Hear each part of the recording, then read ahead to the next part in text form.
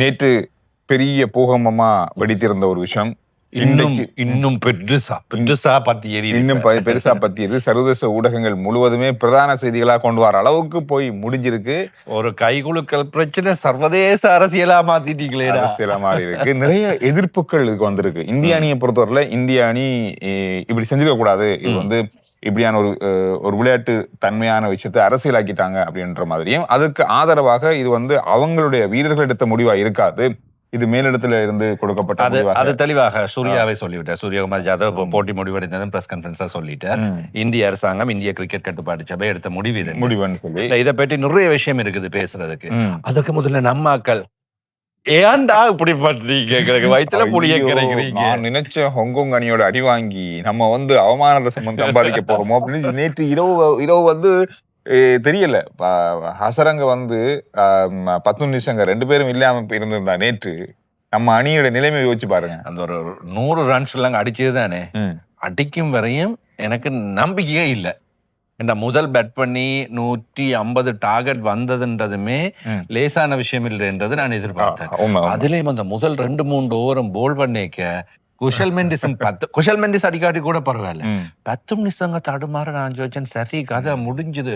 6 ஓவருக்கு 30 ரன் என்னன்றா துரத்தி அடிக்க போறாங்க. பெரிய ஒரு என்ன சொல்றது, இலங்கை அணி எப்பவும் என்னவும் செய்யக்கூடிய அணி அப்படின்றது நேற்றுதான் எனக்கு தெரிஞ்சது.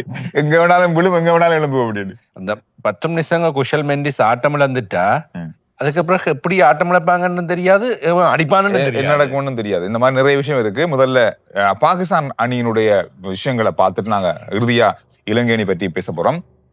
இந்த கைகுலுக்காத விஷயம் தொடர்பாக நடுவர் மீது மிகப்பெரிய ஒரு குற்றச்சாட்டை பாகிஸ்தான் கிரிக்கெட் சபை முன் வச்சிருக்கு. அதாவது போட்டி மத்தியஸ்தர் ஆண்டி பைகாட், இவர் தான் சர்வதேச கிரிக்கெட் பேரவையின் போட்டி மத்தியஸ்தர். அவரும் ரிச்சர்ட்சன், இவர்கள் 2 பேரும் தான் இந்த தொடர் முழுவதுமாக போட்டி மத்தியஸ்தர்களாக செயல்படுகின்றார்கள். போட்டி ஆரம்பிப்பதற்கு முன்பதாக கைகுலுக்க தேவையில்லை, கைகுலுக்க வேண்டாம் என்ற அறிவித்தலை அவர் தான் சொல்லி இருக்கின்றார். ஆனால் போட்டி முடிவடைந்ததும் பாகிஸ்தான் கிரிக்கெட் முகாமையாளர் அதை தெரிவித்த வேளையில் அதுக்கு அவர் மன்னிப்பு கூறியிருப்பதாகவும் சொல்லப்பட்டிருக்கின்றது. ஆனால் ஏன் அவ்வாறு செய்து கொண்டார் என்பது பெரிய சிக்கலாக இருக்கின்றது. அவருக்கு ஏற்கனவே இந்த விஷயம் தெரிந்திருக்கின்றபடியா தான் எப்படி சொல்லப்பட்டிருக்கின்றது. இல்லாவிட்டால் கைகுலுக்க தேவையில்லை என்பதை சொல்லி இருக்கின்றார். அதே போன்று சரி, அந்த இடத்தில் பாகிஸ்தான் பரவாயில்லை என்று விட்டுவிட்டாலும் போட்டி முடிவடைந்ததும் கை கொடுக்கவில்லை, பார்த்து கொண்டிருந்தார்கள், வெளியே சென்றிருக்கின்றார்கள். எனவே இதை இப்பொழுது பாகிஸ்தான் பிரச்சனையாக எடுத்திருக்கின்றது.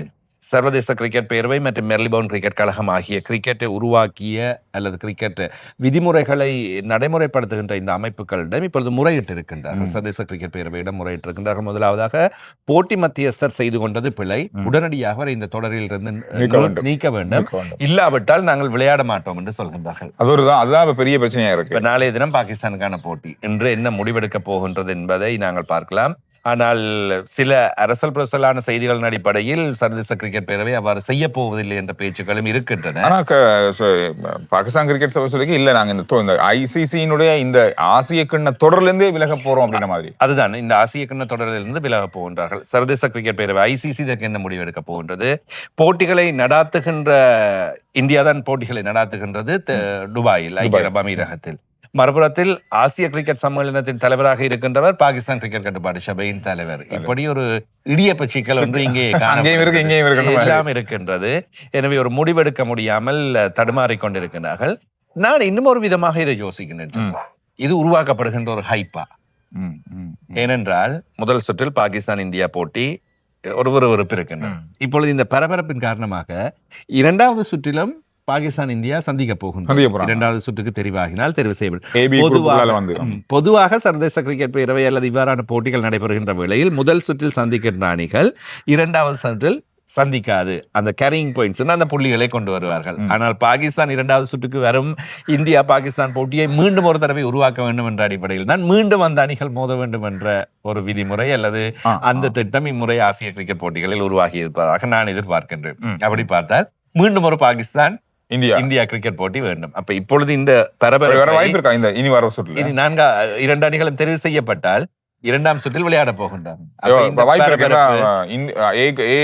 பக்கமாக இந்தியா பாகிஸ்தான் மீண்டும் விளையாட வேண்டும். அப்ப இந்த பரபரப்போடு அடுத்த போட்டியை யோசித்து பாருங்க. இன்னும் மிகப்பெரிய ஒரு பரபரப்பு, போட்டிகளை நேரில் பார்க்க இன்னும் பெரிய குழு ஒன்று வரும். அதே போன்று தொலைக்காட்சியில் பொதுவாகவே இந்தியா பார்க்க பாகிஸ்தான் அணி போட்டினாலே பெரிய பரபரப்பு தான். அதுல இது இந்த பரபரப்பு போற அடுத்த போட்டியில இருக்க பார்த்தா இன்னும் வேற மாதிரி இருக்கும். இது சில வேளைகளில் நாளைக்கு சரி பரவாயில்லை, அவர் விட்டு கொடுக்கின்றோம், நாங்கள் கிரிக்கெட்டை மதித்து கிரிக்கெட் விதிமுறைகளை மதித்து நாங்கள் விளையாடுகின்றோம் என்று பாகிஸ்தான் சில வேளைகளில் கதைக்கலாம். இந்தியா சில வேளைகளில் சரி நாங்கள் அடுத்த போட்டியில் இந்த விஷயங்களை நிறுத்திக் கொள்கின்றோம், இப்பொழுது பதிலடி கொடுத்து விட்டோம்.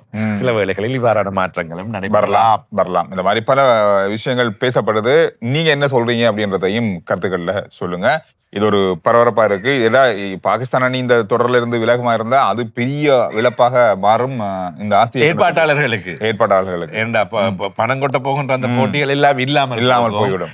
அதே போன்ற அனுசரணையாளர்கள் சிக்கல் நிலைக்கு செல்லப்படுவார், பெரிய சிக்கல்கள் வரும். எனவே இது நிச்சயமாக போட்டியிலிருந்து பாகிஸ்தான் விலகப் போவதில்லை. அது ஏதோ ஒரு விதத்தில் இது இன்று சீர் செய்யப்பட்டு சமாளிக்கப்பட்டு நாளைக்குள் போட்டிகள் விளையாடுவதற்கான நடைமுறைகள் நடைபெறும். சில வேளைகளில் அந்த போட்டி மத்தியஸ்தர் மாற்றப்படலாம். அவ்வளவுதான். தேச கிரிக்கெட் பேரவை யோசிக்கும், ஓகே, போட்டிகளை இழப்பதிலும் பார்க்க, வருமானத்தை இழப்பதிலும் பார்க்க ஒரு மனுஷனை மாத்தி விட்டுட்டு போயிடுவோமே ஷேப்பா. இதெல்லாம் சகஜமப்பான்ற நிலைமை தான் போகுது. மழை பெய்ய ஆரம்பிச்சிருக்கு கொழும்புல. இன்னொரு விஷயம் உண்டு. நம்ம இலங்கை அணி நேற்று விளையாடிய ஹாங்காங் அணி இந்த தொடர்ல இருந்து ஆசிய கிண்ண தொடர்ல இருந்து வெளியேறி இருக்கிறது முதலாவது அணி என்ன நினைக்கிறேன். முதலாவது அணி பி பக்கமாக இருந்து வெளியேறி இருக்கிறது. ஏ பக்கமாக பார்த்தோம்னு சொன்னா இந்தியாவும், பி பக்கமாக முதலாவதா இலங்கை அணி இருக்கின்ற காரணத்தினால் இலங்கை அணி கிட்டத்தட்ட தெரிவாக இருக்கு.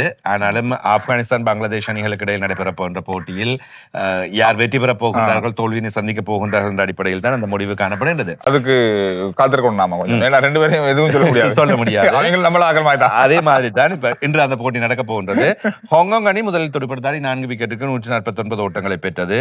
இதில் டிசாகட் கானின் 52 ஓட்டங்கள் பெரிதும் பேசப்பட்டது. அதே போன்று அன்ஷிராத் 48 ஓட்டங்களை பெற்றுக் கொடுத்திருந்தார்கள். இவர்கள் இருவரும் மிகப்பெரிய அளவில் பேசப்பட்டவர்கள். பந்து வீச்சில் துஷ்மந்த சமீர 2 விக்கெட்டுகள், வனிது ஹசரங்க, தஷுன் சானுக் ஆகியோர் 1 விக்கெட்டுகள். வனிது ஹசரங்காவின் பந்து வீச்சுக்கும் 27 ஓட்டங்கள் சென்றன, 2 சிக்ஸர்கள் அடிக்கப்பட்டன. இவை முக்கியமாக இங்கே பார்க்கப்பட வேண்டியதாக அமைந்தது.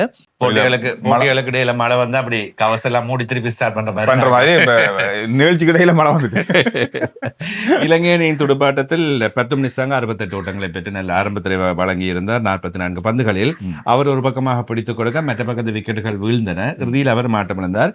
இன்னும் கொஞ்சம் இலங்கையின் துடுப்பாட்ட வீரர்கள் அவசரப்படுகின்ற தன்மை காணப்படும். இன்னும் இருக்கு. குஷல் மெண்டேஸ் முதலில் தடுமாறி ஒரு ஓவரில் ஒரு 6 ஓட்டம் 4 ஓட்டம் என்று அடித்து நல்ல ஓட்டங்கள் வர தொடங்கிவிட்டது.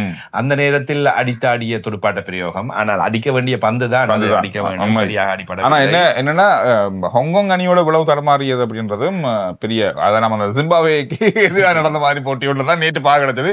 பதட்டமான, அதாவது நாம எல்லாரும் எதிர்பார்த்த இந்தியா இலங்கை போட்டி தான் பதட்டமா இருக்கணும். நேற்று ஹாங்காங் இலங்கை அணி பதட்டமா இருந்தது. காரணம் ஐயோ தோத்துருவோம் அப்படின்ற மாதிரி. நம்மளுக்கு விறுவிறுப்புக்கு பஞ்சம் இல்லாமல் நம்மளை வைத்து செய்வதே இலங்கை அணியின் வேலையாகி போய்விட்டது. வனிது ஹசரங்க இறுதி நேரத்தில் அடித்து நொறுக்கி ஹீரோ ஆகினார். 9 பந்துகளில் 20 ஓட்டங்கள். அவர் வந்தவரே தான் அந்த போட்டியை அவ்வளவு 18 தசம் அந்த 19வது ஓவர்லயும் முடிக்க கிடைச்சது. இல்லைன்னா அது 20வது ஓவரையும் தாண்டியும் போயிருக்கலாம், சில வேளை எல்லாமே போயிருக்கலாம். இல்ல, நான் ஆரம்பத்திலே சொல்லியிருந்தேன், வனிது ஹசரங்க அணிக்குள் வருவதனால் தான் இலங்கை அணி இந்த தொடரில் பலம் பெற்றது. ஒரு பக்கமாக பந்து வீச்சு, இல்லாவிட்டால் இன்னொரு பக்கமாக துடுப்பாட்டம். ஏதோ ஒரு விதத்தில் இலங்கை அணியை தூக்கி பிடித்து விடுவார், எங்கேயோ ஒரு இடத்தில் காப்பாற்றி விடுவார். எனவே அதன் அடிப்படையில் தான் நான் சொன்னேன், வனிது ஹசரங்க அணிக்குள் வருவது என்பது இலங்கை அணிக்கு பலம், மிகப்பெரிய பலம், வெற்றிகளை பெற்றுக் கொடுக்கக்கூடிய ஒரு வீரர். அதை அவர் நேற்று செய்து காட்டியிருக்கின்றார். எனவே இதன் அடிப்படையில் புள்ளிகளின் அடிப்படையிலும் இப்பொழுது 2 போட்டிகளிலும் வெற்றி பெற்று இலங்கை அணி 4 புள்ளிகளை காணப்படுகின்றது. எனக்கு தெரிந்த இன்றைய தினம் ஆப்கானிஸ்தான் வெற்றி பெறும். ஓகே, நீங்க என்ன சொல்றீங்க அப்படின்றது கருத்துக்களை சொல்லுங்க. அடுத்த வீடியோல நாங்க உங்களை சந்திக்கிறோம்.